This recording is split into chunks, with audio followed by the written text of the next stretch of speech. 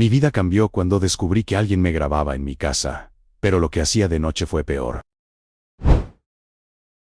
Nunca pensé que iba a tener miedo de mi propia casa. No hablo de ese miedo pasajero que sientes cuando escuchas un ruido raro en la noche. Hablo de algo distinto, algo que se te mete en el cuerpo y ya no se va, algo que te cambia. Todo empezó con algo tan pequeño que estuve a punto de ignorarlo. Era una noche común, silenciosa, de esas en las que el tiempo parece moverse más lento. Yo estaba ordenando el living, sin apuro, acomodando libros que ni siquiera pensaba volver a leer. Mi vida siempre fue así, tranquila, predecible. Trabajo desde casa. Tengo pocos amigos. No salgo mucho. Nunca fui de meterme en problemas. O al menos, eso creía.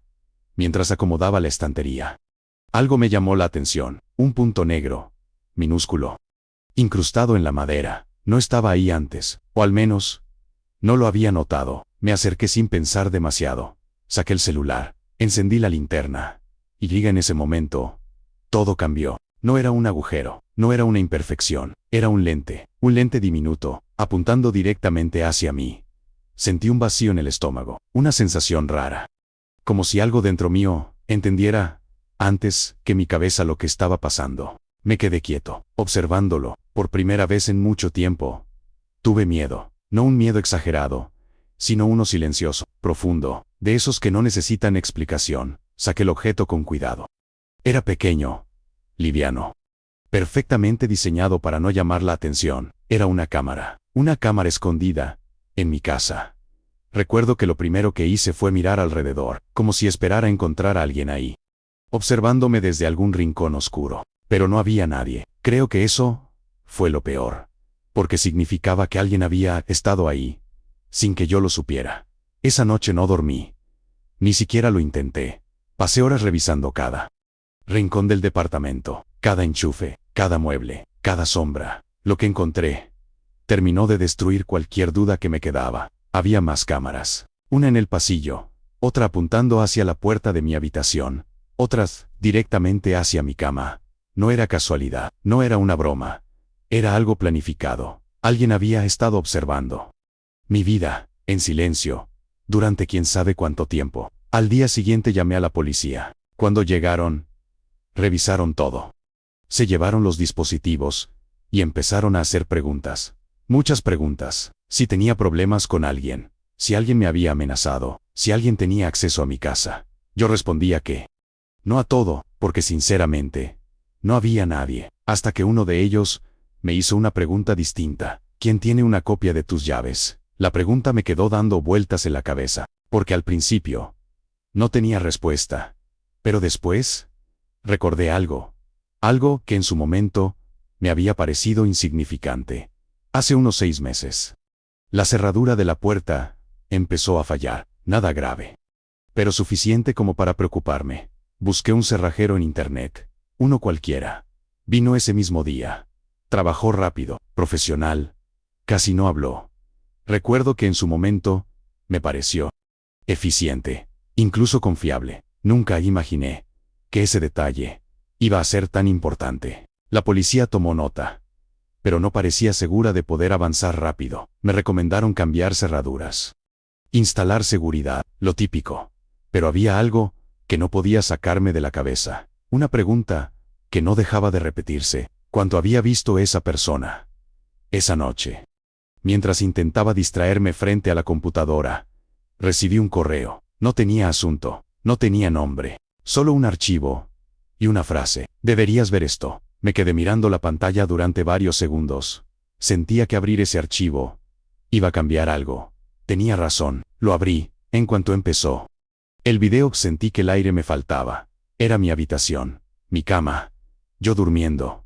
No había dudas. Era una de las cámaras. Me vi ahí completamente expuesto, ajeno a todo. Entonces pasó. La puerta empezó a abrirse, muy despacio, sin hacer ruido, como si quien estuviera del otro lado supiera exactamente cómo moverse.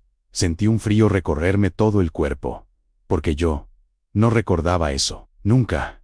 La puerta se abría apenas, lo suficiente como para que alguien pudiera observar. Luego el video terminaba. Así, sin más. Pero eso fue suficiente, porque en ese momento entendí algo que me hizo sentir completamente indefenso. Alguien no solo me estaba viendo, alguien estaba entrando a mi casa, mientras yo dormía. Esa noche no me quedé ahí. Agarré lo que pude y me fui. No pensé demasiado, solo necesitaba salir. Fui a la casa de un amigo. No le conté todo, no podía, ni siquiera yo lograba entenderlo. Pero el miedo ya no estaba en el lugar, estaba en mí. Ese mismo miedo no me dejó dormir. Al día siguiente llevé el video a la policía. Lo analizaron.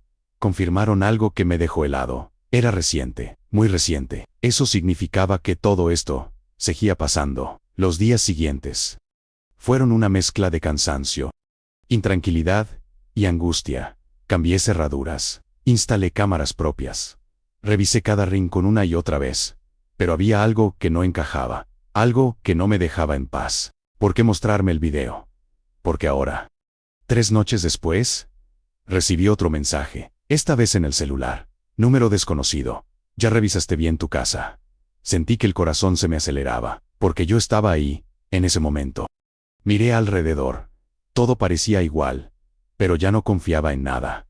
Empecé a revisar todo otra vez, con más cuidado, con más desesperación. Y fue entonces cuando lo encontré, debajo de la mesa de la cocina.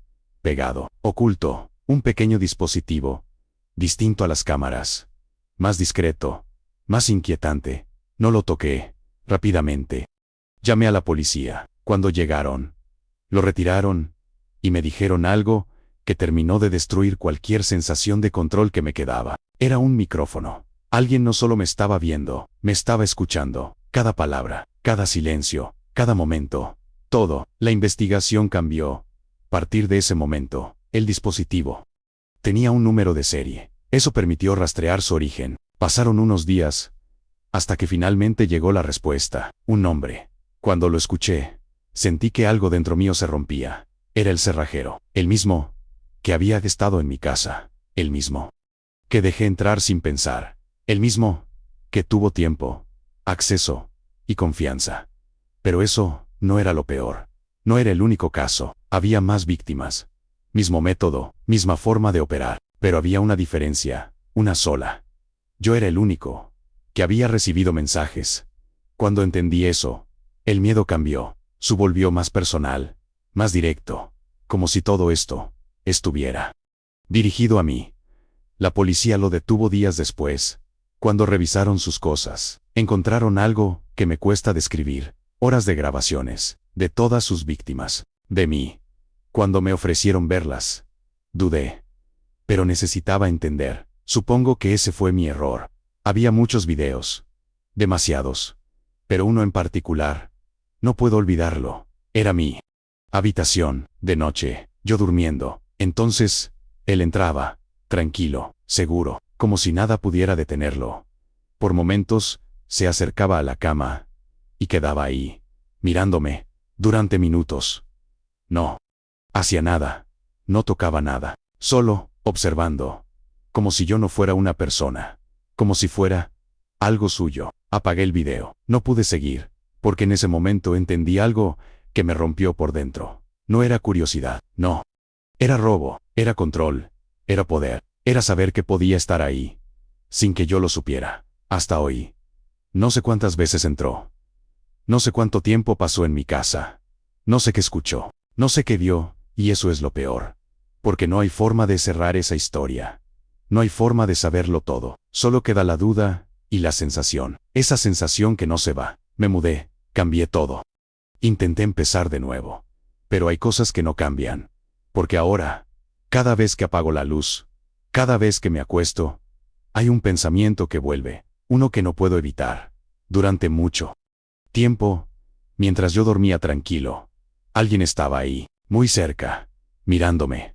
Pero lo peor de todo es no saber en cuántas veces pasó. Pasaron varios meses desde que todo terminó, o al menos, desde que creí que había terminado. Con el tiempo, intenté reconstruir mi rutina, volver a lo simple, a lo seguro. Dejé de revisar cada rincón antes de dormir, o al menos eso intentaba convencerme. Del cerrajero, no supe nada más después del juicio. Sabía que estaba detenido, que lo habían acusado, por varios delitos relacionados con invasión de privacidad, acoso, cosas graves. ¿Pero qué? En ese momento, me parecían incluso menores comparado con lo que yo había vivido. Hasta que un día, casi por casualidad, encontré una noticia. No estaba buscándolo, ni siquiera pensaba en eso, pero su nombre apareció. Y algo dentro mío se tensó al instante. Abrí la nota. Lo que leí me dejó completamente helado. El artículo hablaba de un caso anterior. Un caso que no había salido a la luz cuando lo arrestaron por lo mío. El cerrajero ya había estado preso antes. Por homicidio. Sentí como el cuerpo se me quedaba rígido, como si de repente todo cobrara un sentido mucho más oscuro, porque en ese momento entendí algo que me costó aceptar. Yo no había sido su peor caso. Solo tuve suerte de seguir con vida. Gracias por llegar hasta acá. No olvides suscribirte para más videos como este.